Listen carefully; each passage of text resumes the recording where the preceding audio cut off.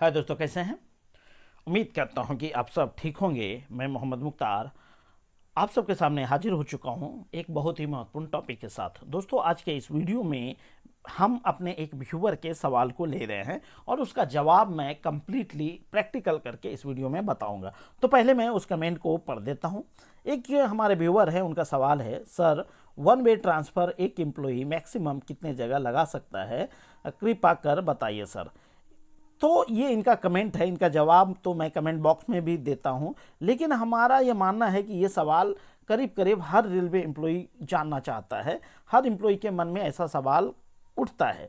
तो मैंने सोचा इस पर एक अलग से वीडियो ही बना दिया जाए ताकि मेरे सारे व्यूअर को इस सवाल का जवाब बखूबी आ जाए। तो दोस्तों, जब से HRMS मॉड्यूल आया है तो हम जैसे डीलर के लिए भी बहुत सहूलियत हो गई है। कई बार ऐसा होता है कि जानकारी के अभाव में हम परेशान हो जाते हैं, तो HRMS मॉड्यूल हमें उन परेशानियों से बचाता है। जैसे इस सवाल का जवाब हम रूल पढ़ने जाएं, इससे बेटर है कि हम HRMS में ही प्रैक्टिकल करके हम आपको दिखाने वाले हैं। हम अपने HRMS आईडी में लॉगिन हो चुके हैं। एज ए एम्प्लॉई हम यहाँ पे काम करके आपको दिखाते हैं। सबसे पहले आपको चले जाना है एम्प्लॉई सेल्फ सर्विस में। यहाँ पे क्लिक कर लेने के बाद आपके सामने इस तरह का डैशबोर्ड ओपन होता है। यहाँ पे आपको चला जाना। पहली बात तो क्लियर कर लेना है कि म्यूचुअल ट्रांसफर रिक्वेस्ट और ऑन रिक्वेस्ट दोनों इसमें है। तो जो ये सवाल है जो कि ट्रांसफर के लिए पूछा गया है, तो मैं बता दूं ट्रांसफर दो तरह का होता है। एक होता है म्यूचुअल ट्रांसफर, दूसरा होता है on request transfer. Mutual transfer के साथ शर्त यह है कि अगर आपने एक आदमी के साथ म्यूचुअल ट्रांसफर लगा दिया है, जब तक वो प्रोसेस पूरी तरह से कंप्लीट नहीं हो जाता तब तक आप दूसरा ट्रांसफर म्यूचुअल के संबंध में आप नहीं लगा सकते। लेकिन ऑन रिक्वेस्ट के साथ ऐसी कंडीशन नहीं है। आज मैं ऑन रिक्वेस्ट के साथ इस सवाल का जवाब खंगालने का प्रयास करता हूं। तो इसके लिए मैं ऑन रिक्वेस्ट ट्रांसफर एप्लीकेशन पे क्लिक करता हूं। तो जैसे आप जाते हैं, क्लिक करते हैं, इस तरह का डैशबोर्ड ओपन हो जाता है। यहाँ पे आपको न्यू एप्लीकेशन पे क्लिक करना है। जैसे आप क्लिक करते हैं तो आपके सामने इस तरह का डैशबोर्ड ओपन हो जाता है। यहाँ पे देखेंगे एम्प्लॉय डिटेल्स। आप हैं तो आपका पूरा डिटेल्स यहाँ पे शो होगा।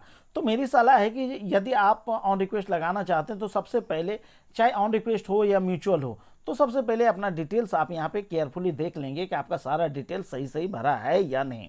अब मैं लेकर चलता हूँ इसके दूसरे पार्ट पर। दूसरे पार्ट पे देखेंगे, यहीं पे आपके सवालों का जवाब मिलने वाला है। देखिए ऊपर लिखा है transfer sought to state post name station department railway ETC। अब यहीं पे उन सारे सवालों का जवाब मिलने वाला है। एक देखिए यहाँ पे टाइप ऑफ ट्रांसफर पे जब आप क्लिक करते हैं, तीन तरह के ट्रांसफर का ऑप्शन आता है। एक आता है इंटर रेलवे, दूसरा है इंटर डिविजनल और तीसरा है इंटर डिविजनल। तो एक देख लीजिए, पहले मोटे मोटे अर्थों में ये समझ लीजिए, इंटर रेलवे में क्या है कि आप जोन चेंज करते हैं, एक जोन को छोड़कर दूसरे जोन में जाते हैं। इंटर डिविजनल का मतलब है कि एक ही जोन के अंतर्गत आप एक डिवीजन को छोड़कर दूसरे डिवीजन में जाते हैं। और इंटर डिविजनल का मतलब है कि एक ही डिवीजन के अंदर, यानी आप जिस डिवीजन में आते हैं उसी डिवीजन में एक स्टेशन से दूसरे स्टेशन पे आप ट्रांसफर कराते हैं। तो अब देखिए, सबसे पहले मैं एक ऑप्शन को चूज कर लेता हूं, इंट्रा डिविजनल को मैं चूज करता हूं। इंट्रा डिविजनल, जैसे कि आपको मालूम हो गया कि एक ही डिवीजन के अंतर्गत, आप अपने डिवीजन के अंतर्गत ही एक स्टेशन को छोड़ के दूसरे स्टेशन पर अगर ट्रांसफर लगाते हैं तो इसको कहते हैं इंट्रा डिविजनल।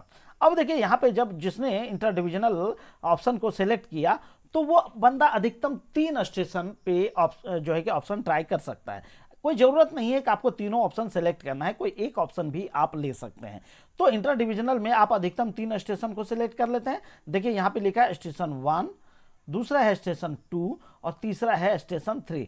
यानी तीनों ऑप्शन आप सिलेक्ट कीजिए। मेरी सलाह है कि जब आप ऑन रिक्वेस्ट लगा रहे हैं तो तीनों ऑप्शन, 3 स्टेशन को आप यहाँ पे चूज कीजिए। ये आपका प्रेफरेंस होता है। पहला स्टेशन जो आप चॉइस रखते हैं, पहले स्टेशन पे नाम लिखिए। उसके बाद जिस दूसरा स्टेशन पे जिसको रखना चाहते हैं, स्टेशन 2 पे यहाँ पे लिखिए। और तीसरा स्टेशन जो लास्ट में चॉइस है उसका यहाँ पे देखिए। बाकी सारा डिटेल्स आप जैसे भरते हैं ऑन रिक्वेस्ट में, सेम वैसे भरेंगे। अब क्लियर हो गया कि इंट्रा डिविजनल में आप अधिकतम 3 जगह एक साथ 3 स्टेशन को चूज कर सकते हैं। अब चलिए दूसरे ऑप्शन पे हम क्लिक करते हैं, इंटर डिविजनल पे क्लिक करते हैं। यहाँ क्लियर हो गया कि एक ही जोन के अंतर्गत आप दूसरे डिवीजन में जाना चाहते हैं तो उसको कहते हैं इंटर डिविजनल। तो इसमें आप अधिकतम एक स्टेशन को सेलेक्ट कर सकते हैं। तो यहाँ पे जब इंटर डिविजनल आप सेलेक्ट करते हैं तो अधिकतम आप एक स्टेशन में ट्रांसफर अप्लाई कर सकते हैं। और बाकी सारे ऑप्शन जैसे आप चूज करते हैं वैसे आप चूज कीजिए, फिल कीजिए। अब तीसरे ऑप्शन पे आते हैं इंटर रेलवे। इंटर रेलवे का मतलब आपको पता चल ही चुका कि जब आप एक जोन को छोड़कर दूसरे जोन में म्यूचुअल लगाना चाहते हैं तो इसके लिए आपको इंटर रेलवे चूज करना पड़ता है। इसमें भी सेम चीज है कि आप अधिकतम एक स्टेशन सेलेक्ट कर सकते हैं। यहाँ पे देखिए ये स्टेशन शो हो रहा है। तो इस तरह दोस्तों इस वीडियो में हमने मोटे अर्थों में आपको इस सवाल का जवाब दे दिया है कि एट ए टाइम एक टाइम में एक एम्प्लॉय कितने जगह ट्रांसफर लगा सकता है। तो मैं फिर क्लियर कर दूं, म्यूचुअल ट्रांसफर की स्थिति में आप अधिकतम एक जगह म्यूचुअल लगा सकते हैं।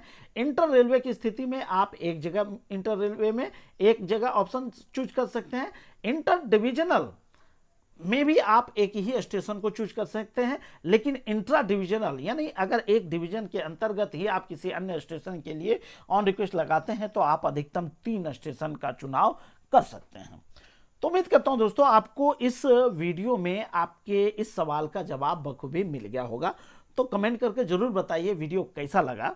वीडियो अगर पसंद आता है तो दोस्तों एक लाइक करना है, कमेंट करना है, दोस्तों में जमकर शेयर करना है।